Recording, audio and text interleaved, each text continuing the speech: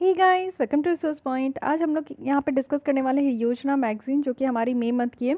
तो federal structure, जिसकी first part आ चुकी है एंड आई होप कि आप लोग फर्स्ट पार्ट देख चुके हो। नहीं देखे हो तो यहाँ पे आई बटन पे क्लिक करके ज़रूर देख सकते हैं।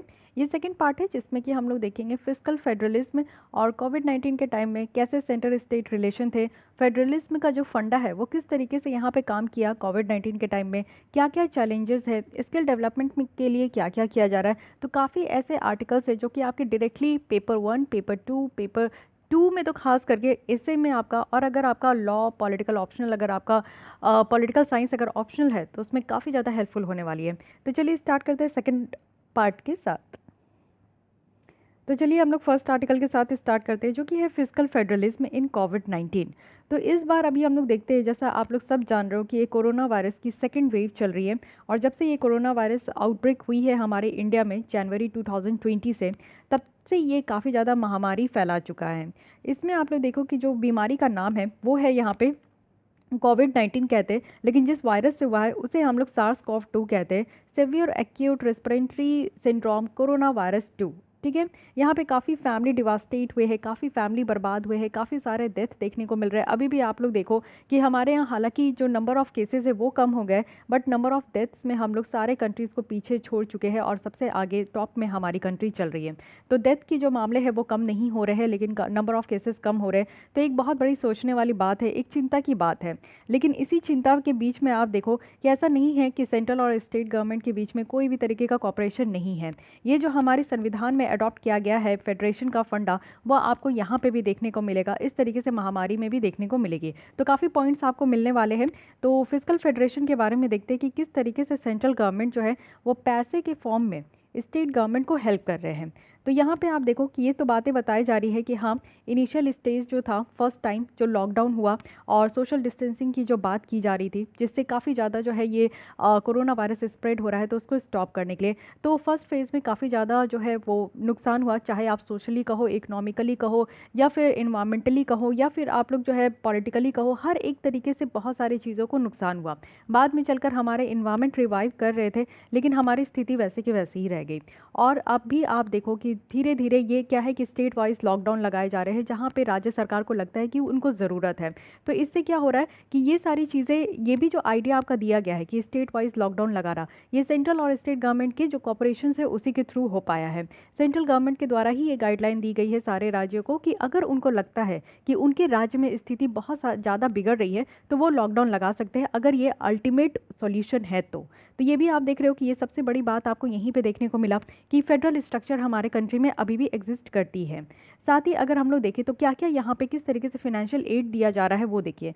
सबसे पहले जो यहाँ पे बोरोविंग लिमिट था, यानी कि जो जब आप देखते हो कि राज्य सरकार के पास पैसे की कमी होती है तो वो सेंट्रल गवर्नमेंट से बोरो कर लेते हैं, उधार ले लेते हैं शॉर्ट टर्म के लिए। तो यहाँ पे जो लिमिट था कि हाँ, हर एक राज्य सरकार का ये लिमिट है, इससे ज़्यादा वो नहीं बोरो कर सकते, लेकिन इसको भी बढ़ाया गया है। अब ये जो बोरो करने का अधिकार है कि राज्य सरकार जो है सेंट्रल गवर्नमेंट से बोरो करते हैं, तो ये हमारे संविधान में बाकायदा लिखा गया है और ये है आर्टिकल 293। तो यहाँ पे आपको आर्टिकल भी मैं याद कराते चलूँगी कि कौन कौन से आर्टिकल में क्या क्या बातें रखी गई है। बस यही सारे आर्टिकल्स को आपको याद रखनी है। पूरे आपका जो 444 से ज़्यादा जो पॉलिटी में आर्टिकल्स है उसको रटने नहीं बैठने हैं। जब भी मेरी पॉलिटी की लेसन आई या फिर रिवीजन आई, इसकी जो करंट अफेयर्स में हम लोग पॉलिटी एंड गवर्नेंस को डिस्कस करते हैं, उसमें जो भी आर्टिकल मिलती है बस आप उसी को याद कीजिए। ठीक है। यहाँ पे 293 है, जिसके तहत यहाँ पे राज्य सरकार को यह अधिकार दिया गया है कि सेंट्रल गवर्नमेंट से वो बोरो कर सकते हैं। साथ ही अगर आप देखो फिजिकल डेफिसिट के मैटर में, अगर यहाँ पे फिजिकल डेफिसिट हो गया है, इट मीन्स कि सरकार के खर्चे ज़्यादा हो गई है लेकिन रेवेन्यू कम है, ये स्टेट गवर्नमेंट के बारे में कहा जा रहा है, तो इसको कहते हैं फिजिकल डेफिसिट, यानी कि पैसे की कमी हो गई। तो इसको मेंटेन करने के लिए यहाँ पे वो बोरो कर सकते हैं। सेकंड यहाँ पे तरीका है वेज एंड मीन्स एडवांसेस, जिससे कि प्रीलिम्स में आपका क्वेश्चन भी बना था 2018 की प्रीलिम्स से। तो देखिए क्वेश्चन इस तरीके से आपका बन जाता है।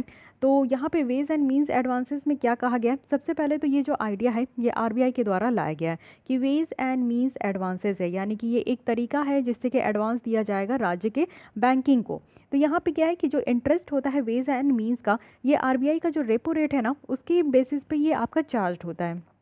तो यहाँ पे क्या है कि राज्य सरकार जो है उनको ये अधिकार दिया गया है कि वो यहाँ पे बोरो कर सकते हैं, यानी कि शॉर्ट टर्म जो है वो यहाँ पे आरबीआई के द्वारा जो है बैंकों से वो बोरो कर सकते हैं।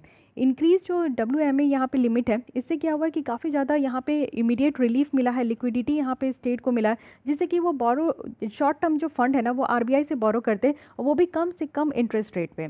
तो ये सबसे बड़ी बात है कि कम से कम इंटरेस्ट रेट पे उनको शॉर्ट टर्म के लिए फंड मिल जाता है, वो भी वेज एंड मीन्स एडवांसेस के थ्रू। और यहाँ पे आप देखो कि ग्रेटर कंफर्ट देखने को मिल रहा है कोविड-19 के टाइम में। So this was the second major.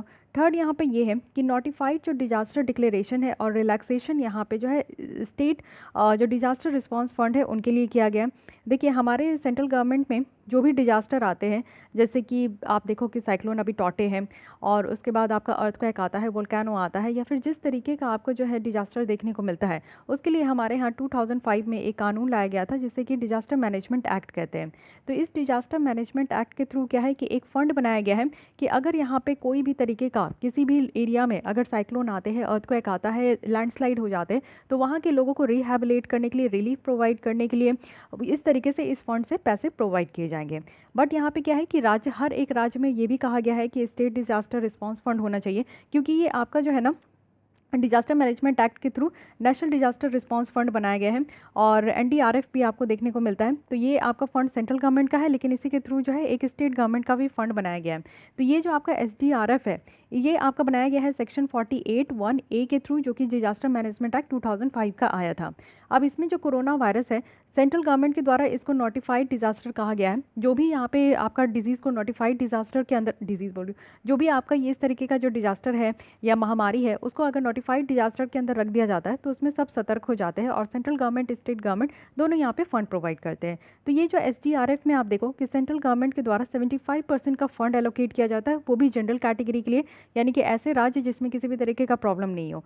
कुछ स्पेशल राज्य भी होते हैं जैसे हिल स्टेट्स हैं, और साथ ही साथ नॉर्थ ईस्ट के स्टेट है, तो वहाँ पे 90% का जो फंड है वो सेंट्रल गवर्नमेंट यहाँ पे प्रोवाइड करती है। रेस्ट ऑफ द फंड जो है वो स्टेट गवर्नमेंट के द्वारा प्रोवाइड किया जाता है। तो ये चीज़ें भी आप देख सकते हो कि यहाँ पे सेंट्रल गवर्नमेंट के द्वारा हेल्प किया जा रहा है स्टेट के गवर्नमेंट को। साथ ही साथ यहाँ पे कि क्या है कि कोविड-19 को एज ए नोटिफाइड डिजास्टर है, तो देखिए ये ऑप्शन आ सकता है। जैसे आप देखो कि जो स्नेक बाइट को जो है नोटिफाइड डिजास्टर के अंदर, नोटिफाइड एक डिजीज़ का भी कैटेगरी आता है, जिसमें कि आपको कोई बीमारी होती है ना, तो उसको नोटिफाई करना, यानी कि उसके लिए आपके सारे मेडिकल फैसिलिटी सारे प्रोवाइड करना। तो उसी तरीके से आप नोटिफाइड डिजास्टर भी याद रख सकते हो कि हाँ, ये एक ऐसा डिजास्टर है जिससे कि बहुत ज़्यादा लोगों की क्षति हो रही है, जान माल सब चीज़ की क्षति हो रही है, तो उसको नोटिफाइड डिजास्टर कहा जाता है, जिसमें कोविड-19 को भी रखा गया है। ठीक है, तो ये यहाँ पे ये थर्ड बातें हो गई। फोर्थ, अगर आप लोग देखो यहाँ पे कि फिनेंशियल असिस्टेंस दिया जाता है स्टेट को, यानी कि जब से GST इम्प्लीमेंट हुआ है, तो GST के आने से भी कई बार ये देखने को मिला है कि स्टेट गवर्नमेंट को काफ़ी ज़्यादा नुकसान हो रहा है। तो यहाँ पे सेंट्रल गवर्नमेंट भी बहुत ज़्यादा एडवर्स उनका फिनेंशियल पोजीशंस था जब ये फर्स्ट फेज़ आया था तब से लेकर, लेकिन फिर भी फाइनेंस मिनिस्टर जो है उनके द्वारा एक financial assistance to the state scheme लाया गया, और यहाँ पे जो टोटल कॉर्पस रखा गया वो 12,000 करोड़ का रखा गया इस स्कीम के अंदर। यानी कि यहाँ पे सेंट्रल गवर्नमेंट अपने पैसे की कमी से जूझ रहे, बट हाँ, उनका ये अधिकार है कि वो राज्य गवर्नमेंट को भी यहाँ पे प्रमोट कॉपरेट करेंगे, तो वो चीज़ें यहाँ पे वो करते हैं, और उनके लिए यहाँ पे अलग से जो है एक पैसे का प्रावधान किया गया। स्पेशल विंडो भी रखा गया है बोरोविंग के लिए, क्योंकि GST से बहुत ज़्यादा यहाँ पे लॉस हो चुका है, और रेवेन्यू लॉस तो हर एक राज्य को हुआ है, तो उसको कॉम्पनसेट करने के लिए जो है यहाँ पे सेंट्रल गवर्नमेंट अभी कोविड-19 के टाइम में देखते हुए जो है, क्योंकि इकॉनमी काफ़ी स्लो डाउन हो चुका है, शॉर्टफॉल देखने को मिला है GST कंपनसेशन को लेकर, तो सेंट्रल गवर्नमेंट के द्वारा डिसाइड किया गया कि एक स्पेशल विंडो सेटअप किया जाएगा, जिससे कि एस्टिमेटेड अमाउंट ऑफ जो शॉर्टफॉल हुई है हर एक स्टेट की तरफ से, तो वो यहाँ पे उसको ले सकते हैं। यानी कि एक स्पेशल विंडो है जहाँ पे उनका जितना शॉर्टफॉल हुआ है GST के इम्प्लीमेंट करने से, और जो लॉकडाउन और इस तरीके का जो इकोनॉमिक स्लो डाउन से उनको जो घाटा हुआ है, वो यहाँ पे शॉर्ट टर्म के लिए बोरो कर सकते हैं। तो ये भी एक आपका तरीका है जिससे कि हेल्प किया जा रहा है स्टेट गवर्नमेंट को। साथ ही आप देखो कि टैक्स डिवोल्यूशन जो है वो भी यहाँ पे आपका मेंटेन किया गया है। टैक्स डिवोल्यूशन क्या होता है? हमारे संविधान में आर्टिकल 280 आपको देखने को मिलेगा, जिसमें फाइनेंस कमीशन है। तो फाइनेंस कमीशन का काम यही है कि टोटल जितना टैक्स कलेक्ट होता है, टैक्स के थ्रू जो पैसे आते हैं ना, पैसे को वो डिस्ट्रीब्यूट कर देते हैं, यानी कि वो सेंट्रल गवर्नमेंट को दे देते हैं और स्टेट गवर्नमेंट को दे देते हैं कि ये पैसे लीजिए, आप अपना काम कीजिए। तो यहाँ पे हमारे यहाँ जब 14th फाइनेंस कमीशन थे ना, तो उनके द्वारा बहुत ज़्यादा इंक्रीज़ किया गया था जो वर्टिकल टैक्स डिवोल्यूशन किया जाता है। तो पहले 32% था, यानी कि जो 13 फाइनेंस कमीशन थे वो 32% जो यहाँ पे टैक्स है उसको डिवोल्यूट करते थे स्टेट गवर्नमेंट में, बट इनके द्वारा 10% इंक्रीज़ करके 42% रख दिया गया। इट मीन्स कि अब यहाँ पे जो राज्य सरकार को यहाँ पे पैसे दिए जाते हैं टोटल कलेक्शन ऑफ टैक्सेस से, वो 42% है। ये तो सबसे मेजर चेंजेस किया गया 14 फाइनेंस कमीशन की तरफ से। लेकिन जब 15 फाइनेंस कमीशन हुआ, जो कि 2000 आपका 20 से ये चल रहे हैं, और इनके जो चेयरमैन हैं वो एन के सिंह हैं, तो ये जो आपका 15 फाइनेंस कमीशन है, इनके द्वारा रिकमेंड किया गया 41% ऑफ टैक्स डिवोल्यूशन ये घटा दिए, 42 से ये 41 में ले आए। तो ऐसा क्यों किए? ऐसा इसलिए किए क्योंकि आपको याद होना चाहिए कि 2019 में हमारा जो राज्य था जम्मू एंड कश्मीर, उसको ये तोड़कर ये अब यूनियन टेरिटरी बना दिया गया, और 2 यूनियन टेरिटरी हो गए, एक तो जम्मू एंड कश्मीर हो गया और दूसरा लद्दाख हो गया। तो इनके स्पेशल डेवलपमेंट के लिए वहाँ पे लोगों को स्पेशल प्रोविजन सारी चीज़ें प्रोवाइड करने के लिए 1% का जो स्पेशल डिवोल्यूशन है वो इस यूनियन टेरिटरी के लिए यहाँ पे फाइनेंस कमीशन के द्वारा रखा गया। तो ये 42% में से 41% सारे राज्यों को दिया जाएगा। 28 स्टेट हमारे कंट्री में बच गए एंड 8 यूनियन टेरिटरी है अभी के अकॉर्डिंग। तो इसमें से 1% जो है वो specially for the Ladakh and Jammu and Kashmir union territories के लिए रह गया है। ठीक है, तो ये मेजर चेंजेस किया गया है 15 फाइनेंस कमीशन के द्वारा। एंड वन मोर थिंग कि इस बार आपको ध्यान रखना है कि ये 15 फाइनेंस कमीशन ये पहले ऐसे फाइनेंस कमीशन है जिनकी टेन्योर जो है 5 ईयर्स की नहीं, ये 6 ईयर्स की हो चुकी है। ड्यू टू कोविड-19 के कारण इनकी टेन्योर को एक्सटेंड कर दिया गया है। तो पहले क्या था कि इनका टेन्योर ऐसे भी फिक्स्ड है संविधान के द्वारा, जो कि 5 साल का है, but now it is extended और ये अब 2026 तक इनका कार्यकाल रहेगा। तो ये सारे कुछ यहाँ पे आप देखो कि बिल्कुल फिस्कल फेडरेशन वाला हमारे यहाँ हमेशा से आपको देखने को मिलेगा, चाहे कोई भी डिजास्टर क्यों ना हो, चाहे कोई भी बातें क्यों ना हो, हमेशा से जो है वो सेंट्रल गवर्नमेंट राज्य सरकार की यहाँ पे हेल्प करते हैं। ठीक है, तो ये पूरी आर्टिकल रही। इसके अलावा तो यहाँ पे सिर्फ एडवर्टीजमेंट है। चलिए आइए नेक्स्ट चलते हैं। आप देखो कि स्किल डेवलपमेंट में हमारे यहाँ कितनी चैलेंजेस हैं। देखिए स्किल डेवलपमेंट पर फोकस क्यों किया जा रहा है? देखिए हमारे कंट्री में जब प्रधानमंत्री मोदी जी आए, तब उनको ऐसा लगा कि हमारे कंट्री में सबसे बड़ी ड्रॉबैक ये है कि बच्चे जो स्कूल से पढ़ के निकलते हैं, कॉलेज से पढ़ के निकलते हैं, और जो मेनली फील्ड वर्क में ज़रूरत है, जो जॉब के लिए जिस तरीके के स्किल्स की ज़रूरत है ना, उसमें कमी देखने को मिल रही है। एक लैकिंग देखने को मिलता है कि बच्चे उस तरीके से सीख के नहीं आ रहे हैं कॉलेजेस से, जो कि वो यहाँ पे कंपनीज़ में काम कर सके, जो कि यहाँ पे वो ऑफिस में काम कर सके या फील्ड वर्क में काम कर सके। तो रिक्वायर्ड स्किल्स प्रोवाइड करने की ज़रूरत है। और साथ ही साथ हमारे बच्चों को सिर्फ रट्टू तोता नहीं बनाना है, उन्हें जो है एक्स्ट्रा करिकुलर एक्टिविटीज़ में भी एक्सपर्ट बनाना है। तो ये तो बात रही हमारी मोदी जी की।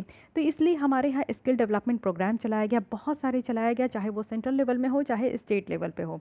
उसी में से आप देखो कि स्किल डेवलपमेंट जो इंडिया में है वो बहुत ज़्यादा तेज़ी से चलाया जा रहा है, जिसमें कि जो technical and vocational education and training है, उसके लिए भी एलोकेशन जो है बजटरी एलोकेशन, यानी कि बजट जब प्रस्तुत होता है तो उसमें इसकी एलोकेशन को बढ़ाया गया है सेंट्रल गवर्नमेंट के द्वारा।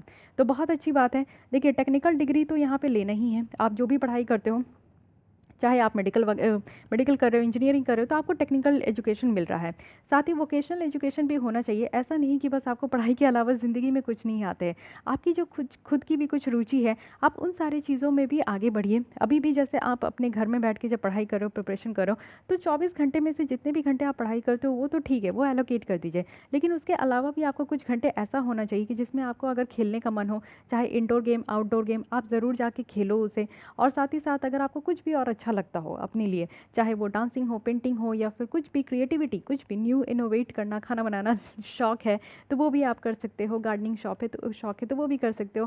कार रेसिंग की शौक है तो वो भी आप कर सकते हो। जो भी आपका शौक है ना, तो उस शौक को आप पूरा करने का कोशिश कीजिए, अपने अंदर के टैलेंट को ज़रूर निखारिए। ठीक है, तो वो बहुत ज़्यादा ज़रूरी है, क्योंकि इससे क्या होता है ना कि आपकी ओवरऑल पर्सनैलिटी डेवलप होती है। जब आप इंटरव्यू में बैठोगे ना, तो उस समय आपकी जब और भी क्षेत्र के बारे में आपको ज़्यादा नॉलेज होगा, और भी क्षेत्र के बारे में जब आप खुद को इतना निखार पाओगे ना, तो वो चीज़ें आपकी इंटरव्यू में झलकेगी कि how much you are confident, how much you are knowledgeable. तो ये सारी चीज़ें जो है आपकी पर्सनालिटी डेवलप करने में काफ़ी ज़्यादा हेल्पफुल हो पाएगी। ठीक है, तो यही चीज़ें हमारे बच्चों के अंदर आज के डेट में करने की कोशिश की जा रही है, स्किल डेवलपमेंट करना है। कई बार आप देखते हो कि इंजीनियर्स सब जो है वो पढ़ के निकल तो जाते हैं, लेकिन जब वो एक्चुअली कंपनी में जाते हैं या फिर फील्ड वर्क में जाते हैं तो वो डिफरेंट होता है, उनको ट्रेनिंग दी जाती है।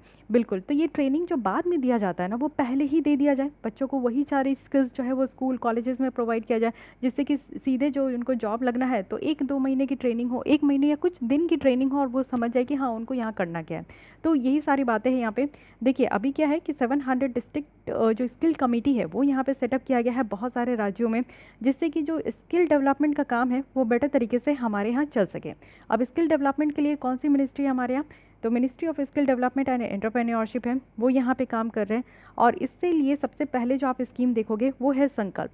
तो संकल्प स्कीम लाया गया है। संकल्प स्कीम में है क्या, क्योंकि मेनली आप देखो, एक सेकेंड, जो पूरा ये आपका आर्टिकल का सार है ना, वो यहाँ पे आपका दे दिया गया है। दो स्कीम है, एक आप देख सकते हो कि ये प्रधानमंत्री कौशल विकास योजना है, जिससे कि प्रीलिम्स में ऑलरेडी क्वेश्चन पूछा जा चुका है।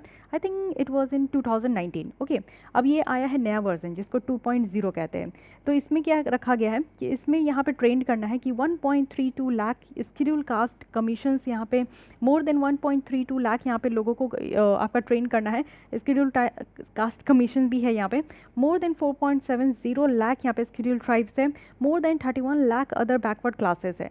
तो यहाँ पे आप देख सकते हो कि इतनी बड़े पैमाने पर इसको काम किया जा रहा है, क्योंकि इसका फेज़ 1 जो है वो सक्सेसफुली यहाँ पे उनकी जो टारगेट थी वो अचीव हो पाई। बहुत सारे बच्चों को, बहुत सारे लोगों को यहाँ पे उनका कौशल विकास हो पाया, यानी कि उनकी जो स्किल है वो डेवलप हो पाई। तो इसलिए इसका सेकंड वर्जन लाया गया। इसका थर्ड वर्जन भी आ चुका है, 3.0 भी आ चुका है, जिससे कि अगर आप लोग विजन है इसकी प्रीलिम्स टेस्ट सीरीज़ अगर लिए हो हमारी, तो उसमें हम लोग बड़े तरीके से उसके बारे में डिस्कस भी किए थे। चलिए नेक्स्ट आते हैं, यहाँ पे संकल्प है। तो संकल्प स्टैंड्स फॉर, इसकी जो फुल फॉर्म है वही आप देख लो, skill acquisition and knowledge awareness for livelihood promotion. ठीक है, तो ये आपको पता होना चाहिए। जैसे आपको ये पता होगा कि skill acquisition and knowledge awareness है, तो ये एक यूनिक इनिशिएटिव है जिससे कि इंस्टीट्यूशन को और ज़्यादा स्ट्रेंथन करना है। जो डिसेंट्रलाइज्ड प्लानिंग है उसको प्रमोट करना है, एंड स्किल डेवलपमेंट प्रोग्राम को तो इम्प्लीमेंट करनी ही है। डिसेंट्रलाइज्ड प्लानिंग है, यानी कि ऐसा प्लानिंग होना चाहिए कि सेंट्रल गवर्नमेंट अगर कुछ प्लान कर रही है कि हाँ बच्चों को इस तरीके से स्किल ट्रेन करनी है, तो ये आपका स्टेट गवर्नमेंट को भी बताना है। स्टेट गवर्नमेंट के थ्रू वो डिस्ट्रिक्ट को भी जाना चाहिए, ब्लॉक लेवल पे भी जाना चाहिए। तो ये पूरी तरीके से ऐसी प्लानिंग हो जो कि हमारे देश के कोने कोने तक ये प्लानिंग पहुंचे और बच्चों को यहाँ पे फ़ायदा हो। तो ये है संकल्प एंड प्रधानमंत्री कौशल विकास योजना। तो थोड़ा बहुत और देख लेते हैं यहाँ पे कि जो हमारे यहाँ ये कमेटी बनाई गई है, डिस्ट्रिक्ट स्किल कमेटी। तो इसमें क्या है ना कि सारी चीज़ों को लिंक किया जा रहा है, यानी कि ऐसी कमेटी है जो कि देख रहे हैं, मॉनिटर कर रहे हैं, प्लान कर रहे हैं कि किस तरीके से बेटर तरीके से हमारे यहाँ जो है हर एक राज्यों में, हर एक ज़िले में बच्चों को यहाँ पे ट्रेनिंग मिल सके। साथ ही ये जो डिस्ट्रिक्ट स्किल कमेटी है ये डिस्ट्रिक्ट कलेक्टर के द्वारा चलाया जाता है, और ये थियोरेटिकली आप देखो कि फिटेस्ट एंटिटी है, जिसमें कि कॉम्प्रिहेंसिव तरीके से जो स्किल डेवलपमेंट का काम है वो यहाँ पे चलता है। प्रॉपर प्लानिंग होती है डिस्ट्रिक्ट के लिए, और यहाँ पे डिस्ट्रिक्ट स्किल जो कमेटी है उनको एम्पावर किया गया है कि जो भी चीज़ों की ज़रूरत है, यानी कि अंडरस्टैंडिंग की, प्लान की, डिलीवरी की, तो वो सारी चीज़ें यहाँ पे वो कैपेसिटी बिल्डिंग के साथ कर पाएंगे। तो ये सारी बातें हैं यहाँ पे। स्किल डेवलपमेंट में चैलेंजेस तो बहुत हैं, लेकिन हाँ हमारे यहाँ स्कीम है, अगर उसको बेटर तरीके से हम लोग इम्प्लीमेंट करें तो ज़रूर वो चैलेंजेस को भी हम लोग ओवरकम कर सकते हैं। तो सबसे बड़ी चैलेंजेस यही है कि क्या हमें पढ़ाया जाता है और क्या हम लोग जो है आगे जाके फेस करते हैं, उसमें काफ़ी ज़्यादा डिफरेंस देखने को मिलता है। चलिए आइए नेक्स्ट आर्टिकल पे आते हैं, जो कि अब हम लोग देखेंगे कि हमारे फेडरलिज्म में चैलेंजेस क्या है, और बहुत अच्छा खासा एक वे फॉरवर्ड बताया गया है। सबसे पहले तो आप देखो कि हमारा देश कितना ज़्यादा डाइवर्स है, कितनी बड़ी कंट्री है। तो इसमें एक प्रॉपर बैलेंस की ज़रूरत है ना। 28 राज्य है, 8 यूनियन टेरिटरीज़ है, तो एक अच्छा खासा अगर बैलेंस होगा तभी ये फेडरल स्ट्रक्चर हमारे यहाँ सक्सेस हो पाएगा। तो 6 पिलर्स ऑफ फेडरलिज्म में बताया गया है, जैसे राज्यों को भी एक स्वतंत्रता देने की ज़रूरत है भी राज्यों के पास। नेशनल इंटीग्रेशन होना चाहिए। कुछ ऐसे फंडे होते हैं, कुछ ऐसी यहाँ पे आप देखो कि यूनिटी की बात की जाती है, जैसे इमरजेंसी का प्रोविज़न हो गया, या फिर आप लोग देखो कि जैसे प्रेसिडेंट रूल लग गया तो ये भी इमरजेंसी के ही अंदर आता है। साथ ही आप देखो कि हमारा एक ही संविधान है जो पूरे देश हमें फॉलो करते हैं, एक ही सिटीजनशिप है, आपको स्टेट की सिटीजनशिप लेने की ज़रूरत नहीं है। तो नेशनल इंटीग्रेशन है, यानी कि हमारी सेंट्रल गवर्नमेंट जो है पूरी तरीके से देश को बांध के रखती है। सेंट्रलाइजेशन भी है, कुछ power exclusively for central government है, जो कि पार्लियामेंट यहाँ पे कानून बनाते हैं 7th शेड्यूल की तरफ के तहत। और डिसेंट्रलाइजेशन है, यानी कि कुछ ऐसे भी हमारे यहाँ फंड है जो कि आप देखो कि सेंट्रल गवर्नमेंट सबके साथ मिलकर काम करते हैं। साथ ही साथ नेशनलिज्म और रीजनलिज्म, ये 6 पिलर है हमारे फेडरलिज्म का, जिसको अगर हम लोग बेटर तरीके से लेकर चले तो हमारा जो फेडरल स्ट्रक्चर है वो बिल्कुल सही रहेगा। लेकिन हमारे देश में प्रॉब्लम क्या है, कैसे ये जो इंडियन फेडरलिज्म है वो कमज़ोर हो जाती है। तो वो इस कमज़ोर होने के पीछे 2 बहुत बड़ी रीज़न है। एक तो है एक्सट्रीम पॉलिटिकल सेंट्रलाइजेशन, यानी कि समटाइम्स आप अभी भी फील कर रहे होंगे कि जब से मोदी जी की सरकार आई है तब से क्या है कि बहुत सारे ऐसे कानून हैं जो कि बिना किसी स्टेट गवर्नमेंट के डिबेट डिस्कशन के, बिना पब्लिक डोमेन में रखे हुए, और बहुत सारे बिल को तो मनी बिल जैसा बनाकर उसको मतलब कि बाईपास कर दिया जा रहा है राज्यसभा से, क्योंकि राज्यसभा के पास पावर नहीं है। ज़्यादा से ज़्यादा क्या कर लेगा, 14 दिन रखेगा, उसके बाद तो वो कुछ नहीं कर सकता। तो मनी बिल को बनाकर जो है बहुत सारे बिल ऐसे ही पास किया गया, चाहे वो आधार बिल हो, चाहे वो आपका फार्म बिल हो, चाहे और भी बहुत सारे बिल है। ठीक ठीक है। उसके बाद आप देखो कि ये पॉलिटिकल डिसेंट्रलाइजेशन जो है, कैटिक पॉलिटिकल डिसेंट्रलाइजेशन, मतलब कहने के लिए होता है कि हम लोग सबको साथ लेकर चल रहे हैं, बट असली में ये होता नहीं है। तो ये एक्सट्रीम जो पॉलिटिकल सेंट्रलाइजेशन है ना, ये हमारी जो जड़ें हैं इंडियन फेडरलिज्म की, उसको तोड़ के रख देता है। इसलिए हमारे कंट्री में आप देखो कि बहुत सारे ऐसे राज्य हैं ना जो कि इंडिपेंडेंट चलना चाहते हैं, वो सेंट्रल गवर्नमेंट के साथ नहीं चलते। फॉर एग्जाम्पल आप दीदी की ही राज्य देख सकते हो, ठीक है। तो वेस्ट बंगाल में ये चीज़ देखने को मिलता है, और बहुत सारे राज्य तमिल आप साउथ की भी बहुत सारे राज्य आप देख सकते हो। तो ऐसा होता है क्योंकि समटाइम्स सेंट्रल गवर्नमेंट ऐसा कुछ काम कर देते हैं जिससे कि स्टेट गवर्नमेंट जो है उनका साथ नहीं देना चाहता, और स्टेट गवर्नमेंट को साथ लेकर नहीं चला जाता, छोड़ दिया जाता है। तो ये बात है। लेकिन नहीं, अगर ये 6 जो यहाँ पे पिलर बताया गया है, इस पर अगर काम होगा तो ही हमारा फेडरल स्टेट जो है, फेडरल स्ट्रक्चर सही तरीके से बना रहेगा। बात यहाँ पे किया जा रहा है कि देखिए केसी वेयर है, जिनके द्वारा एक बार ये कहा गया था ना कि हमारा संविधान, कॉन्स्टिट्यूशन ऑफ इंडिया, एक क्वासी फेडरल है। क्वासी फेडरल कहने का मतलब क्या होता है कि इंडियन यूनियन आप देखो कि यूनिटरी स्टेट है, लेकिन सब्सिडरी यहाँ पे फेडरल फीचर्स भी है, ना कि फेडरल स्टेट है हमारे यहाँ। यानी कि आप देखो कि हम लोग फेडरल तो है इन बाय नेचर, बट हमारा सोल जो है ना, वो एक स्पिरिट जो है ना, वो आपको यूनिटी का देखने को मिलेगा। यानी कि फेडरल फीचर्स भी है और यूनिटरी फीचर्स भी है।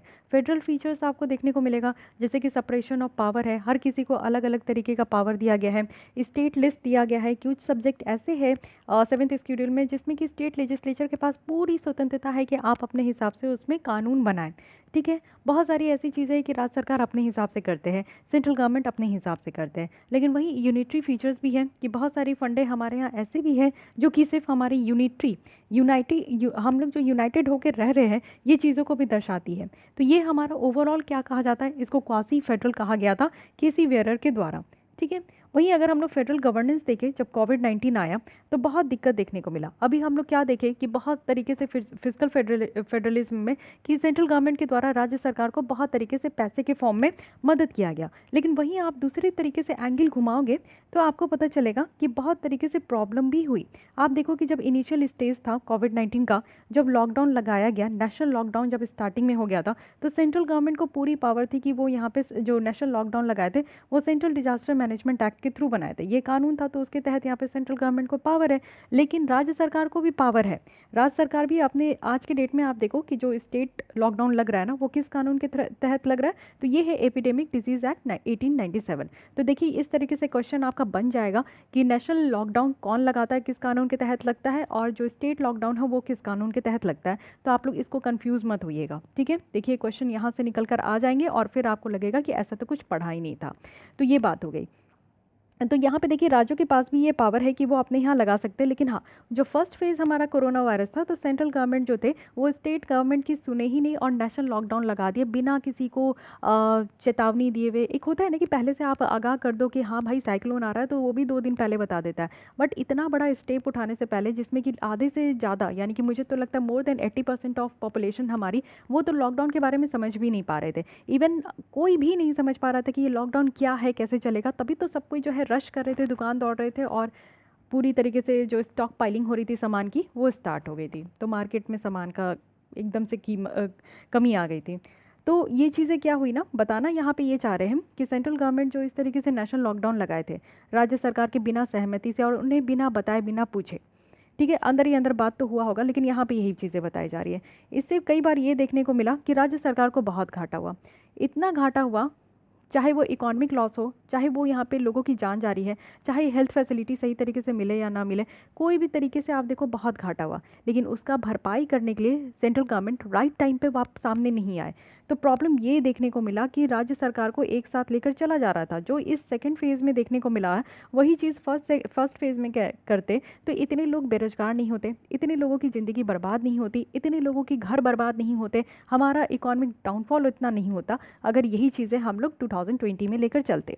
तो ये एक सबसे बड़ी गलती बताई जा रही है।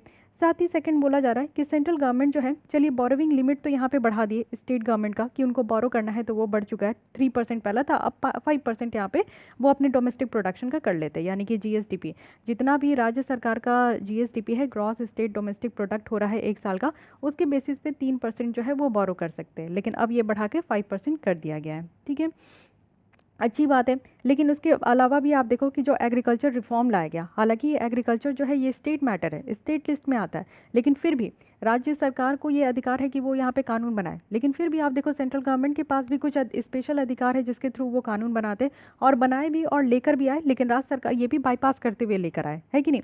और इससे क्या हुआ कि आप यहाँ पे देखो कि एग्रीकल्चर रिफॉर्म और जो ये बोरोविंग लिमिट जो यहाँ पे बढ़ाया गया, इससे ये देखने को मिल रहा है ना कि सेंट्रल जो है अपने पावर को यहाँ पे इस्तेमाल कर रहे हैं और जो भी रिफॉर्म की ज़रूरत है वो सेंट्रल गवर्नमेंट खुद ही लेकर आ रहे हैं। स्टेट गवर्नमेंट यहाँ पे कहाँ छूट गया। तो ये वाली बातें यहाँ पे बताई जा रही है कि जब हम लोग फेडरल स्ट्रक्चर की बात करते हैं तो स्टेट राज्य सरकार को छोड़ना नहीं है, राज्य सरकार की जो बातें हैं उनकी ओपिनियन है, उनका डिसीजन भी महत्व रखता है। तो ये दो बड़े रिफॉर्म हमारे यहाँ किए गए, लेकिन इसमें आप देखो सेंट्रल गवर्नमेंट अकेले कर गया।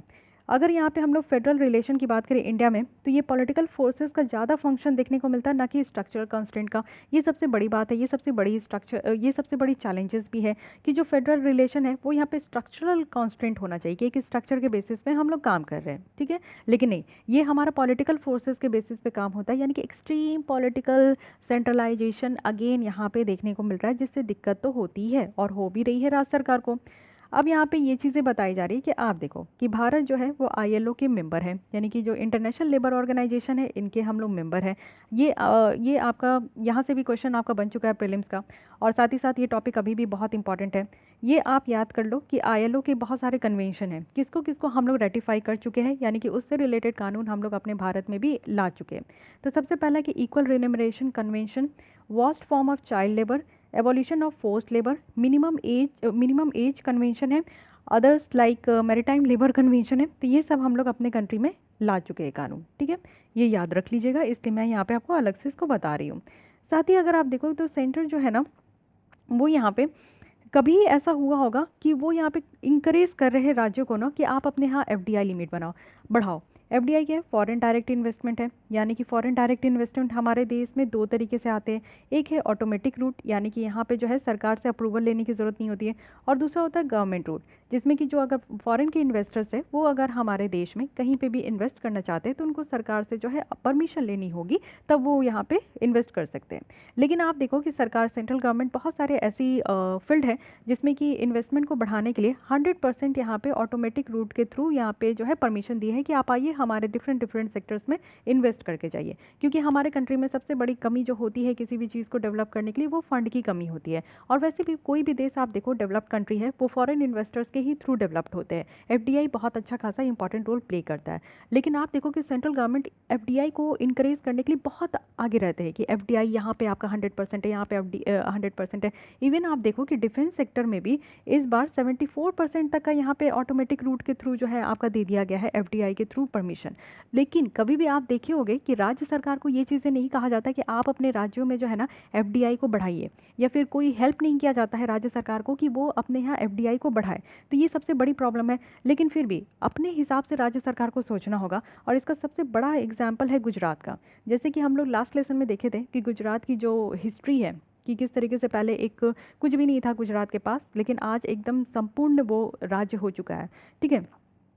तो आप देखिए कि गुजरात गवर्नमेंट का ये डिसीजन था 2014 में कि वो इंटरनेशनल डेस्क इंडिपेंडेंटली वो यहाँ पे सेटअप करेंगे, यूएसए में, चाइना में, जापान में, जिसमें कि उनका मेन मोटिव था कि vibrant Gujarat, invest in vibrant Gujarat, यानी कि उन सबको यहाँ पे देशों को बताएंगे कि आपको इन्वेस्ट करना है तो आप आइए और गुजरात में इन्वेस्ट कर सकते हैं। इन्वेस्टमेंट मॉडल यहाँ पे गुजरात का लाया गया था, जिससे क्या हुआ कि आज की डेट में आप देखते हो कि गुजरात में किसी भी चीज़ की कमी नहीं है, चाहे वो इंफ्रास्ट्रक्चर हो, चाहे वो आपका एजुकेशन इंस्टीट्यूशन हो, चाहे आपकी स्टार्टअप हो, चाहे कंपनी हो, चाहे इंडस्ट्री हो, चाहे मैन्युफैक्चरिंग सेक्टर हो, हर एक चीज़ में जो है सर्वगुण संपन्न हो चुका है गुजरात, जस्ट बिकॉज क्योंकि उसने अपने पैर पे खड़े हुए और वो अपने पैर पे एफडीआई को जो है इस तरीके से बुलाए, यानी कि फॉरेन इन्वेस्टर्स को बुलाए। लेकिन बाकी के राज्य जो है वो सोचते कि सेंट्रल गवर्नमेंट अगर इस तरीके से थोड़ा हेल्प कर दे तो हेल्प हो जाएगा, लेकिन नहीं, अगर राज्य सरकार अपने पे आ जाए तो क्या नहीं कर सकते। तो ये भी एक चैलेंजेस ही बताया जा रहा है कि सेंट्रल गवर्नमेंट को इस चीज़ पे वो कमी हो गए थे, लैक हो गए थे, लेकिन लैक नहीं करना चाहिए था। अब एक आर्टिकल यहाँ पे है 256। 256 हमारे संविधान में है, जिसमें ये स्टेट गवर्नमेंट को ऑब्लाइज किया गया है कि वो अपने एग्जीक्यूटिव पावर जो है वो एक्सरसाइज कर सकते हैं, लेकिन कंप्लाइंसेस को इंश्योर करके, यानी कि जो भी पार्लियामेंट के द्वारा कानून बनाया जा रहा है उसी के अकॉर्डिंग वो काम करेंगे। और कोई भी अगर एग्जिस्टिंग कानून है जो कि उस राज्य में अगर अप्लाई हो रहा है तो उसी के बेसिस में वो काम करेंगे। कुछ भी अतरंगी काम जो है ना वो राज्य सरकार को करने का परमिशन नहीं दिया गया है। ठीक है, तो ये एक 256 है, ये ध्यान रखना है। नेक्स्ट यहाँ पे आप देखो कि एक तो सबसे बड़ी चीज़ है कि यूनिटी की, तो यूनिटी कहाँ से निकल कर आता है, यूनिटरी फीचर्स। तो आपका इमरजेंसी प्रोविज़न देखने को मिलेगा। इमरजेंसी हमारे देश में 3 तरीके की इमरजेंसी रखी गई है। एक तो है यहाँ पे आपका 360 जो कि है फिनेंशियल इमरजेंसी, तो थैंक गॉड कि अभी तक इंडिया में फिनेंशियल इमरजेंसी नहीं लगी है। एक है हमारा 352 नेशनल इमरजेंसी। और आपको ये बताना है कमेंट बॉक्स में कि आज तक हमारे देश में आफ्टर इंडिपेंडेंस कब कितनी बार नेशनल इमरजेंसी लगी है। एंड नेक्स्ट इज़ की 356 जो कि है प्रेसिडेंट रूल। तो प्रेसिडेंट रूल मैं नहीं पूछूंगी, लेकिन हाँ आप लोग को एक टास्क जरूर दूंगी कि आप लोग जिस राज्य से बिलोंग करते हो ना, अपने राज्य की एक बार ज़रूर जाकर देखिए कि आपके राज्य में कितनी बार प्रेसिडेंट रूल लगी है। ये आपके स्टेट पीसीएस में या फिर आपके इंटरव्यू में काफ़ी हेल्प करेगा। तो प्लीज़ इसको आप लोग सर्च कीजिए और आप लोग जो है कमेंट बॉक्स में लिखिए। फिर आप लोग एक दूसरे का ज़रूर रीड कीजिएगा। आप लोग डिफरेंट स्टेट से आते हैं, तो इससे बहुत अच्छी तरीके से पता चलेगा, एक दूसरे के राज्य के बारे में भी आप लोग को नॉलेज हो पाएगी। तो प्लीज़ इस तरीके की चीज़ें ज़रूर कीजिए। एक डिस्कशन आप लोग हेल्दी डिस्कशन कर सकते हैं कमेंट बॉक्स में, तो ये सारे क्वेश्चन का आंसर देकर ज़रूर कीजिए। तो आप देखिए, एक तो बहुत कंफ्यूजिंग होता है इन 2 आर्टिकल में। एक तो है आर्टिकल 356, एक है आर्टिकल 365। क्या डिफरेंस है इन दोनों में? और दोनों को हम लोग प्रेसिडेंट रूल ही कहते हैं। लेकिन जब भी आप देखते हो, न्यूज़पेपर पढ़ते हो या फिर कहीं पे भी, जैसे जम्मू एंड कश्मीर में भी प्रेसिडेंट रूल लगा था, तो हम लोग कहते हैं कि आर्टिकल 356 के तहत वहाँ पे प्रेसिडेंट रूल लगा था। ठीक है, तो देखिए दोनों में प्रेसिडेंट रूल ही लगता है, लेकिन दोनों में लगने का जो रीज़न है ना वो अलग है। 356 तब लगता है ना जब किसी राज्य में वो राज्य कॉन्स्टिट्यूशन के हिसाब से काम नहीं कर रहे हैं। हर एक राज्य हर एक चीज़ जो है हम लोग संविधान के अकॉर्डिंग करते हैं, है कि नहीं? तो अगर वो राज्य संविधान के अकॉर्डिंग नहीं काम कर रहा है, यानी कि वहाँ पे मशीनरी, कॉन्स्टिट्यूशनल मशीनरी फेल हो गई। अब वहाँ फेल हो गई तो यहाँ पे सेंट्रल गवर्नमेंट पूरी पावर ले लेती है, स्टेट गवर्नमेंट को हटा देती है। तो ये हो गया 356 के तहत। बट कभी कभी आप देखो कि सेंट्रल गवर्नमेंट के द्वारा भी बहुत ऑर्डर दिए जाते हैं राज्य सरकार को फॉलो करने के लिए, लेकिन समटाइम्स कुछ राज्य सरकार ऐसे होते हैं जो उसको फॉलो नहीं करते या फिर करना नहीं चाहते, और तब ऐसा टसल आपका राइजेस हो जाता है और उस समय भी सरकार गिर जाती है अगर राज्य सरकार की। तो उस समय जो आर्टिकल आपका लगता है प्रेसिडेंट रूल, तो ये 365 के थ्रू आपका प्रेसिडेंट रूल लगता है। तो 356 में क्या है कि कॉन्स्टिट्यूशन मशीनरी का फेल, और 365 में क्या है कि ऑर्डर का फेल, अगर ऑर्डर नहीं मान रहे तो। ठीक है, तो ये सारी कुछ चैलेंजेस बताई गई है, क्या दिक्कत है एक्चुअली हमारे फेडरलिज्म में, इस चीज़ को यहाँ पर डिस्कस किया गया है। कंक्लूजन में यही बताया जा रहा है कि इतने डाइवर्स और लार्ज कंट्री को बैलेंस रखने के लिए जो 6 पिलर ऑफ फेडरलिज्म कहा गया है उस पर काम करने की बहुत ज़्यादा ज़रूरी है। सेंट्रल गवर्नमेंट को, स्टेट गवर्नमेंट को एक दूसरे को कोऑपरेट करने की ज़रूरत है और इसी पे फोकस करने की ज़रूरत है। तो ज़रूर हमारा जो फेडरलिज्म की फिजिकल फेडरलिज्म और जो हमारा फेडरल स्ट्रक्चर की चैलेंजेस है वो ओवरकम ज़रूर होगी। ठीक है, अब आते हैं एक और आर्टिकल है जो कि आप देख लो, progress in human development since independence. तो ह्यूमन डेवलपमेंट की बात करते हैं कि कब से जो है, जब से हम लोग इंडिपेंडेंट हुए हैं तब से जो है प्रोग्रेस क्या क्या हुआ है। तो देखिए सबसे बड़ी जो हमारे यहाँ एक दिक्कत है वो है गरीबी की, भूखमरी की। तो इरेडिकेशन ऑफ जो पॉवर्टी, जिस पे काम आज से नहीं हो रहा है, जब प्लानिंग कमीशन थे तब से ये हो रहा था।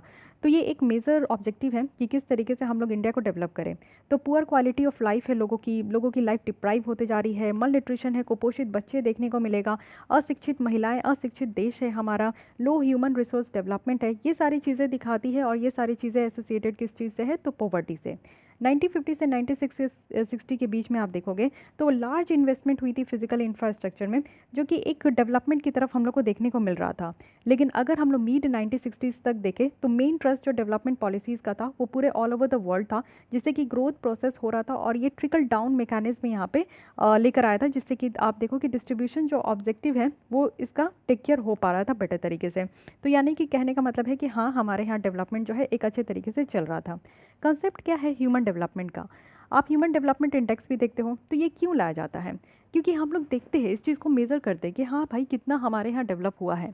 तो अगर हम लोग कॉन्सेप्ट देखें तो 1990 से ये टाइम आपका निकल कर आया था जब एक बहुत बड़ी अप्रोच लेकर आया गया था कि हम लोग ह्यूमन वेलबींग के ऊपर काम करेंगे, ओवरऑल डेवलपमेंट करेंगे। और ह्यूमन डेवलपमेंट यहाँ पे टर्म से मतलब है कि डेवलपमेंट जो कि इकोनॉमिक्स, लिटरेचर जिससे कि हम लोग ह्यूमन कैपेबिलिटीज़ को एक्सपेंड कर सकें, चॉइसेस हो लोगों के पास, फ्रीडम हो लोगों के पास और ह्यूमन राइट्स की फुलफिलमेंट हो। इसको कहने का मतलब है अगर आप ये तीनों चीज़ें मतलब कि इसको एंजॉय कर पा रहे हो तो इट मीन्स कि ह्यूमन हमारा डेवलप हो चुका है। ह्यूमन डेवलपमेंट रिपोर्ट और इसकी मेजरमेंट देखें। सबसे पहले तो ध्यान रखना है कि जो ह्यूमन डेवलपमेंट रिपोर्ट है वो यूनाइटेड नेशन डेवलपमेंट प्रोग्राम के द्वारा इसको लाया जाता है, ठीक है। फिर उसके बाद आप देखो कि पहली बार ये पब्लिश किया गया था 1990 में, ओके। और फिर अगर हम लोग देखें तो ह्यूमन डेवलपमेंट इंडेक्स आता है जिसमें कि हम लोग कुछ अचीवमेंट देखते हैं और 3 डायमेंशन रखा गया है, 3 इंडिकेटर्स हैं यहाँ पे। सबसे पहले देखते हैं कि ह्यूमन डेवलपमेंट यानी कि हम लोग जब बॉर्न हुए तो तब से कब तक हम लोग जी पा रहे हैं, यानी कि हमारी लॉन्गेटिविटी कितनी है, कितने लंबे समय तक जो है लोग यहाँ पे जी पा रहे हैं, कितना एजुकेशन हम लोग ले पा रहे हैं, कितनी हम लोग डिसेंट लाइफ जी पा रहे हैं, स्टैंडर्ड ऑफ लिविंग क्या है। तो ये 3 मेन यहाँ पे पैरामीटर्स है। एक तो है हमारी यहाँ पे लाइफ एक्सपेक्टेंसी कि कितने सालों तक जी रहे हैं, एजुकेशन हम लोग कितना लिए और स्टैंडर्ड ऑफ लाइफ कितना है। इन तीनों चीज़ों से पता चलता है ना कि हाँ भैया हमारे कंट्री में ह्यूमन डेवलपमेंट कितनी हुई है, ठीक है। तो ये चीज़ें बताई गई है। उसके बाद आप देखो कि एक यहाँ पे जेंडर रिलेटेड जो है डेवलपमेंट इंडेक्स भी आता है, यानी कि एक तो हमारे सोसाइटी में बहुत पहले से ही ये भेदभाव है मेल और फीमेल के बीच में। तो अब बात करते हैं कि इनके बीच में जो इतना भेदभाव है ना इसको कम करते हैं और इनको इक्वल मानते हैं। एक डेवलप्ड नेशन में आप देखोगे कि इस तरीके का डिस्क्रिमिनेशन नहीं होता है, लेकिन डेवलपिंग कंट्रीज़ में डिस्क्रिमिनेशन के कारण ही हम लोग पीछे रह जाते हैं। तो अगर हम लोग का सपना है कि हम लोग अपने डेवलपिंग नेशन से लेकर उसको डेवलप बनाए तो ये तभी हो सकता है जब हम लोग मेल और फीमेल को इक्वल माने, ठीक है। अब इक्वल मानने का मतलब ये नहीं होता है कि हाँ मान लिए तो मान लिए, नहीं, उसको इम्प्लीमेंट करना है। इट मीन्स कि घर में जब एक बेटा होता है एक बेटी होती है तो एक इन दोनों में कोई भी तरीके का डिफरेंस नहीं होना चाहिए। बेटों के दिमाग में ये नहीं भरना है ना कि आपको आफ्टर ग्रेजुएशन जॉब करना कंपलसरी है और बेटी के दिमाग में ये नहीं भरना है कि आफ्टर ग्रेजुएशन आपको शादी करनी कंपलसरी है। ये कैसे डिफ्रेंशिएट हो जाता है? अगर ये डिफ्रेंशिएशन कम हो गया और ख़त्म हो गया, ये ख़त्म हो गया, ये चीज़ों को ख़त्म कर देनी चाहिए। Don't you think so? ये होना चाहिए कि आफ्टर ग्रेजुएशन जब इतना पढ़े हैं, पहले तो बेटियों को पढ़ाया नहीं जाता, सबसे बड़ी गलती बात तो यही होती है, जन्म ही नहीं होने देते हैं। अब इसमें मैं क्या कहूँ, तो वहाँ तक गलती है। लेकिन चलो ठीक है, बेटी को जन्म दे दिया, बेटी को पढ़ा लिया, ग्रेजुएट कर लिया।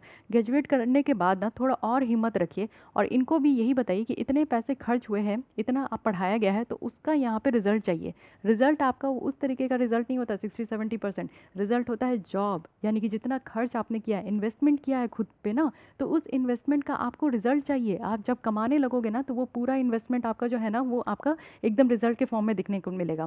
तो यहाँ पे आकर लोग रुक जाते हैं और यही सबसे बड़ा हमारा जो है ना डिस्क्रिमिनेशन दिखाता है। तो ये चीज़ें जब ख़त्म हो जाएगी और जॉब ही एक मेन मुद्दा रह जाएगा ग्रेजुएशन के बाद, तब हम लोग मानेंगे कि हाँ ये जेंडर इक्वालिटी हो रही है।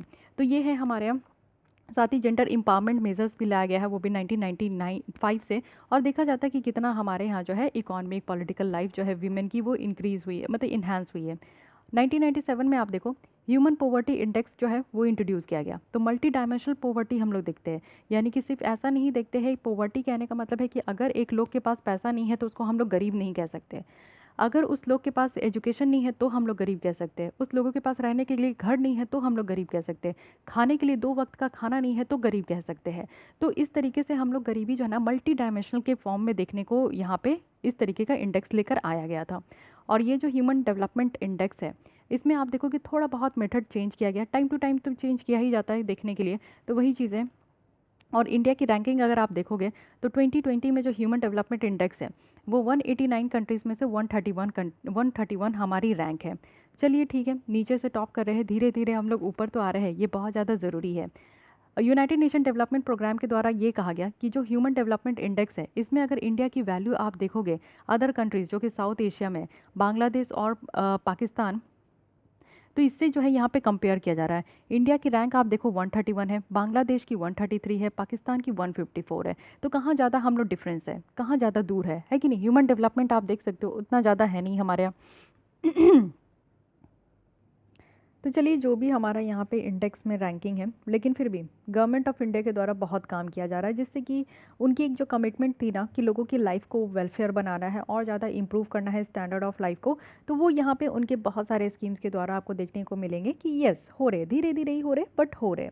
जैसे बेटी बचाओ बेटी पढ़ाओ, तो मैं वही कहती हूँ कि बेटी तो बचती ही नहीं है, तो बेटी पढ़ाओ की बात ही अलग है, वो दूर का बात आ जाता है। तो यहाँ पे आप देखो कि ये ऐसी स्कीम्स है जिससे कि काफ़ी ज़्यादा फ़ायदा हुआ है। सेक्स रेशियो की मेनली यहाँ पे बात की गई थी कि हमारी सेक्स रेशियो बहुत ज़्यादा डाउन है, मेनली यहाँ पे कुछ राज्यों की, जैसे आप हरियाणा जैसे राज्यों की देखो तो सेक्स रेशियो वहाँ पे बढ़ी है, यानी कि लोग जो है बेटी को बचा भी रहे हैं और पढ़ाने के लिए भी आगे निकल कर आ रहे हैं। साथ ही स्वच्छ भारत अभियान है, यानी कि क्लीन इंडिया मूवमेंट भी लाया गया। मेक इन इंडिया है, जिससे कि हमारी मैन्युफैक्चरिंग सेक्टर बूस्ट हो रही है। और भी बहुत सारे इनिशिएटिव है जिसका एम है कि जो स्कूल एजुकेशन है, हेल्थ केयर है, वो और ज़्यादा बेटर तरीके से हमारे इंडिया में हो सके। इसके अलावा आप देखो कि डेवलपमेंट के लिए एक बहुत अच्छी चीज़ें हमारे यहाँ अडॉप्ट की गई है, जिसे हम लोग कहते हैं सस्टेनेबल डेवलपमेंट गोल, यानी कि गोल बनाकर काम किया जा रहा है। अब सरकार हवा में कुछ भी काम नहीं करती है, वो गोल बनाकर काम करती है। इससे पहले क्या था, अभी तो सस्टेनेबल डेवलपमेंट गोल के बारे में डिटेल देखेंगे आगे, जो कि 17 गोल है और किस तरीके से हमें इसे कंप्लीट करना है। बट ये अभी स्टार्ट नहीं हुआ है, यानी कि जो इस गोल का टारगेट है वो 2015 से 2030 तक है। लेकिन इससे पहले आप देखो कि मिलेनियम डेवलपमेंट गोल था, जो कि 2000 में इसको लाया गया था, यानी कि एक टिकेट रखा गया था कि किस तरीके से जो है हम लोग यहाँ पे जो भी गोल है उसको कंप्लीट करेंगे, उस गोल को टारगेट पूरा करेंगे। लेकिन ये इसमें इतना हो नहीं पाया, तो सस्टेनेबल डेवलपमेंट गोल लाया गया। कहने का मतलब है कि कोई भी गोल को हम लोग अचीव करेंगे तो सस्टेनेबल मैनर में। इट मीन्स कि जो भी रिसोर्सेज हम लोग आज के डेट में यूटिलाइज करेंगे, तो ऐसा नहीं है कि खा पी के एकदम चंपत हो जाएंगे, आगे आने वाली जनरेशन को कुछ नहीं मिलेगा। हर कुछ हम लोग इस तरीके से इस्तेमाल करेंगे और इस तरीके से टारगेट को अचीव करेंगे कि आगे आने वाली जनरेशन को भी उनके हक की सारी चीज़ें उनको मिल पाएगी। तो ये सारे कुछ गोल्स हैं जिसका टारगेट रखा गया है, बट इसको यहाँ पे इतना आप पढ़ोगे तो उतना बेनिफिट नहीं होगा। यहाँ पे आप लोग देखो क्या क्या इस जो 8 मिलेनियम डेवलपमेंट गोल था, तो उसमें क्या था उसको भी देख लीजिए। पहला था कि एक्सट्रीम पॉवर्टी और हंगर है उसको एलिमिनेट करना है। ग्लोबल प्राइमरी एजुकेशन प्रोवाइड करनी है। महिलाओं को एम्पावर करना है और जेंडर इक्वालिटी प्रमोट करनी है। चाइल्ड मोर्टालिटी, जो बच्चे जन्म लेते हैं वो उनकी मृत्यु हो जाती है, उसको रोकना है। मैटरनल जो हेल्थ है उनको यहाँ पे और भी ज़्यादा प्रमोट करना है। मलेरिया से HIV, एड्स और कुछ और डिजीज़ है उससे फाइट करनी है। और इन्वायरमेंटल सस्टेनेबल होना चाहिए। यूनिवर्सल जो पार्टनरशिप है डेवलपमेंट के लिए उसको डेवलप करना है। तो ये पहले मिलेनियम जो डेवलपमेंट गोल था उसमें ये 8 ही गोल थे, ठीक है। अब इसको बढ़ा के 17 गोल कर दिए गए, जिसे हम लोग सस्टेनेबल डेवलपमेंट गोल कहते हैं। अब ये इसमें आप देखो कि क्या बातें रखी गई है। गोल 1 है जिसमें कहा जा रहा है कि हर एक तरीके का और हर एक फॉर्म की पॉवर्टी ख़त्म करनी है। गरीबी में बताइए अभी कि एक आपके पास घर हाथ, अगर आपकी जेब में पैसे नहीं है तो इट डजंट मीन कि आप गरीब हो। लेकिन हाँ, अगर आपके पास, आप पढ़े नहीं हो, आपके पास हेल्थ केयर की फैसिलिटी नहीं है, अगर आप कल को बीमार हो जाओगे तो ये सोचने में पड़ जाएगा कि आप अपना इलाज कैसे कराओगे, और करा नहीं पा रहे हो पैसे की कमी के कारण। आप 2 वक्त का खाना नहीं जुटा पा रहे हो, रहने के लिए घर नहीं है, पहनने के लिए कपड़े नहीं है, तब आपको गरीब ज़रूर कहा जा सकता। तो ये सारे फॉर्म के गरीब को हटाना है। सेकंड है कि इंड हंगर, यानी कि जो भूखमरी है, लोग जो खा नहीं पा रहे हैं और खा भी रहे हैं तो उसमें हंगर है। एक हंगर के साथ साथ आपका हिडन हंगर का भी कॉन्सेप्ट आता है, यानी कि लोग सिर्फ पेट भरने के लिए खाते हैं, वो ये नहीं समझते कि उनके बॉडी के लिए क्या ज़रूरत है। कभी भी आप खाते हो 24 घंटे में जितनी भी चीज़ें, मेक श्योर कि आप अपने डाइट में सारी चीज़ें इंक्लूड करो, जिससे कि आपको सारे वाइटामिन मिल जाए, मिनरल्स मिल जाए, आपको प्रोटीन ज़रूर मिले, आपको थोड़ा बहुत फैट ज़रूर मिले जो कि गुड फैट हो, गुड कोलेस्ट्रॉल हो यहाँ पे, और साथ ही साथ कार्बोहाइड्रेट मिले, कार्ब्स भी लेना चाहिए जिससे कि आपका सही रहता है मेटाबॉलिज्म। तो ये सारी चीज़ें आपके डाइट में इंक्लूड हो, जिससे यहाँ पे आप जो हंगर है, भूखमरी है, हिडन हंगर है, ये भी नहीं हो पाएगा। थर्ड यहाँ पे कि एक हेल्दी लाइफ होना चाहिए, अच्छे तरीके से आप लाइफ जियो। फोर्थ यहाँ पे कि एक इक्वालिटी एजुकेशन हमारे इंडिया में प्रोवाइड करना है। फिफ्थ यहाँ पे कि जेंडर इक्वालिटी, कोई भेदभाव, कोई डिस्क्रिमिनेशन नहीं होनी चाहिए, सारी विमेन और गर्ल्स को एम्पावर करने की ज़रूरत है।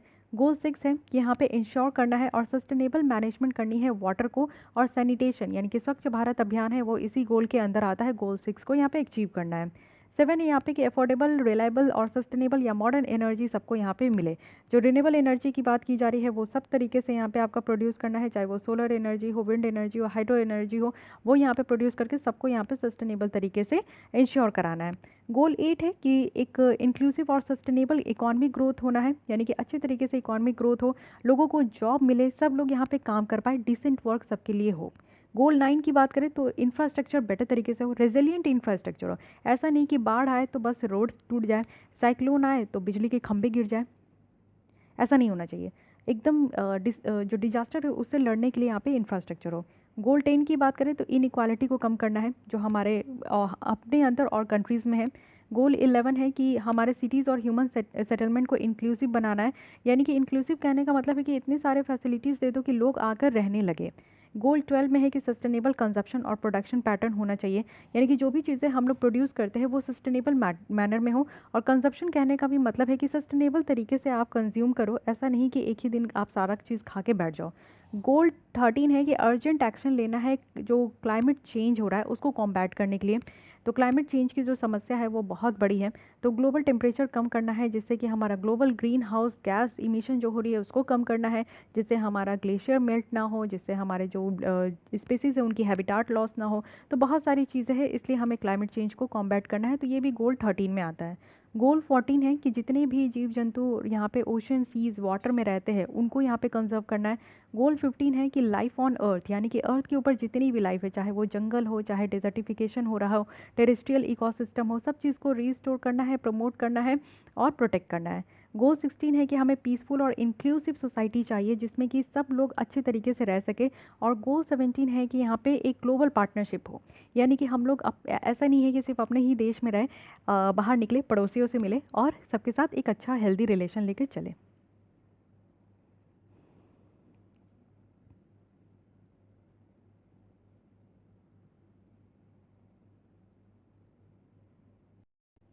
तो गोल 17 में क्या है कि एक ग्लोबल पार्टनरशिप लेकर चलना है जिससे कि हम लोग सस्टेनेबल डेवलपमेंट कर सके। ऐसा नहीं है कि सिर्फ अपने देश के ही बारे में सोचना है, अपने देश की डेवलपमेंट करनी है, बाहर निकलनी है, पड़ोसियों से मिलना है और पूरे ऑल ओवर द वर्ल्ड में जो है हम लोग को एक अच्छी तरीके से पार्टनरशिप लेकर चलनी है। So these are the 17 goals जो कि आपको डिटेल में पता चल गया। अब देखिए थोड़ा बहुत ये देख लीजिए कि हमारे इन सारे गोल को कंप्लीट करने के लिए, इसके टारगेट को मीट करने के लिए सरकार के द्वारा क्या क्या स्कीम्स लाए गए हैं। तो सबसे पहला है पोवर्टी एंड हंगर। तो यहाँ पे अगर पोवर्टी एंड हंगर के लिए देखें तो मनरेगा है जिसमें कि आपके 100 डेज़ की गारंटीड जॉब दी जाती है। एंड प्रधानमंत्री आवास योजना है, आपको घर दिए जाएंगे। दीनदयाल अंत्योदय योजना है, नेशनल रूरल लाइवलीहुड मिशन, यानी कि पूरी तरीके से आपकी जो लाइवलीहुड है उसको यहाँ पे बेटर करने का कोशिश किया जाएगा और वो भी ग्रामीण क्षेत्र में। और सड़क बनाए जाएंगे प्रधानमंत्री ग्राम सड़क योजना के थ्रू। और Jawaharlal Nehru national urban renewable mission है, ये आपका अर्बन एरिया में भी होगा जो दीनदयाल अंत्योदय योजना है। और नेशनल फूड सिक्योरिटी है, खाने के लिए आपको जो है भोजन मिलेगा। इंटीग्रेटेड चाइल्ड डेवलपमेंट मिशन है कि पूरी तरीके से बच्चों का डेवलपमेंट किया जाएगा। नेशनल हेल्थ मिशन लाया गया है जिसमें कि आपकी जो हेल्थ की प्रॉब्लम है, हेल्थ केयर फैसिलिटी भी आपको मिलेगी। गोल सेकंड के लिए यहाँ पे रखा गया है कि जो प्राइमरी एजुकेशन है वो प्रोवाइड करने के लिए, हालांकि ये गोल थर्ड में है बट यहाँ पे आपका जो है इसको एक इंटीग्रेट फॉर्म में बताया जा रहा है। तो सर्व शिक्षा अभियान है, मिड डे मील है, अर्ली चाइल्डहुड केयर और एजुकेशन है, ठीक है। जेंडर इक्वालिटी और विमेन को एम्पावर करने के लिए तो बहुत सारे एन नंबर ऑफ स्कीम्स हैं। सर्व शिक्षा अभियान है, शिक्षा यहाँ पे देना है, बेटी बचाओ बेटी पढ़ाओ है, कस्तूरबा गांधी बालिका विद्यालय है और इनिशिएटिव्स है, इंसेंटिव्स देना है बच्चियों को दिया जाता है जो सेकेंडरी एजुकेशन पास कर लेती है। राष्ट्रीय माध्यमिक शिक्षा अभियान है, राष्ट्रीय उच्चतर शिक्षा अभियान है, यानी कि आपका 10th और 12th ये सब देना है, यहाँ पे अभियान लाया गया है। महिला समख्य प्रोग्राम है, साक्षर भारत है और किशोरी शक्ति योजना है। तो ये सब ऐसे स्कीम है जो कि यहाँ पे आपका डेवलपमेंट के लिए लाया गया है। साथ ही अगर आप देखो तो चाइल्ड मोर्टेलिटी को रिड्यूस करने के लिए नेशनल हेल्थ मिशन तो है ही, इंटीग्रेटेड चाइल्ड डेवलपमेंट प्रोग्राम भी है, राष्ट्रीय बाल स्वास्थ्य कार्यक्रम भी है कि बच्चों की यहाँ पे हेल्थ पे ध्यान दिया जाएगा। मैटरनल हेल्थ को इम्प्रूव करने के लिए अगेन नेशनल हेल्थ मिशन है, इंटीग्रेटेड चाइल्ड डेवलपमेंट प्रोग्राम है और प्रधानमंत्री सुरक्षित मातृत्व योजना है, यानी कि जो भी यहाँ पे माताएं हैं उनकी हेल्थ की सुरक्षा के लिए यहाँ पे स्कीम लाया गया है। और बीमारियों से लड़ने के लिए आप देखो कि यहाँ पे नेशनल एड्स कंट्रोल प्रोग्राम है और साथ ही साथ आप देखो कि national vector borne disease control programme है, urban vector borne disease scheme है और जो नेशनल टीबी कंट्रोल प्रोग्राम है वो भी है यहाँ पे, ट्यूबरकुलोसिस जो आपका टीबी की बीमारी है उसको यहाँ पर ठीक करने के लिए। इन्वायरमेंट के लिए अगर आप देखो तो नेशनल एफॉरेस्टेशन प्रोग्राम है कि ज़्यादा से ज़्यादा जो है पेड़ रोपण वाली जो प्रोग्राम है वो हो। National mission for green India है, हमारे हरा भरा ग्रीन इंडिया बनाने के लिए नेशनल मिशन है और यहाँ पे आपका कंजप्शन फेज आउट भी यहाँ पे प्लान है, क्लोरोफ्लोरोकार्बन को हटाना है क्योंकि इससे जो है हमारी ग्लोबल टेम्परेचर इंक्रीज़ हो रही है। National rural drinking water programme है कि लोगों को यहाँ पे सेफ़ एंड ड्रिंकिंग वाटर पीने के लिए मिले। स्वच्छ भारत अभियान है, अमृत है जिसमें कि लोगों की यहाँ पे ट्रांसफॉर्मेशन करनी है और रिजुविनेशन करना है। प्रधानमंत्री आवास योजना है, घर यहाँ पे दिया जाएगा। ग्लोबल पार्टनरशिप के लिए आप देखो नेशनल नॉलेज नेटवर्क है, नेशनल ई गवर्नेंस प्लान है, स्टेट वाइड एरिया नेटवर्क है, डिजिटल इंडिया प्रोग्राम है। तो ये सारे इतने सारे आपके जो है यहाँ पे स्कीम्स लाया गया है जिसके थ्रू डिफरेंट डिफरेंट सेक्टर्स में हम लोग की डेवलपमेंट करने की बात की जा रही है, ठीक है। तो ये रही पूरी इस योजना मैगज़ीन की यहाँ पे आर्टिकल्स। आई होप कि आपको ये पसंद आए होंगे, कुछ आपको यहाँ पे एक्सट्रैक्ट करने को मिला होगा, जो भी एक्स्ट्रा नॉलेज है यहाँ पे। तो सारी चीज़ों को आप लोग यूटिलाइज़ कीजिए कि किस तरीके से जो है चीज़ों को आप लोग अपने जीएस पेपर और ऑप्शनल में यूटिलाइज़ कर सकते हैं। बस यही मेरी यहाँ पे कोशिश रहती है। तो चलिए मिलते हैं हम लोग विज़न आइज़ की जो मैगज़ीन्स है उसकी डिस्कशन के साथ हम लोग। और अगर आप लोग विज़न आइज़ की टेस्ट सीरीज़ भी ज्वाइन करने चाहते हैं तो आपको बस नीचे जो डिस्क्रिप्शन बॉक्स है उसमें ईमेल आईडी दी गई है, उसमें आप लोग जाकर अपने डिटेल्स पता कर सकते हैं कि क्या प्रोसीजर है जिसके थ्रू आप ज्वाइन कर सकते हो एंड क्या क्या फैसिलिटी आपको मिलने वाली है। तो keep practising, keep studying and keep watching. मिलते हैं कल हम लोग इसी टाइम पे। Thank you.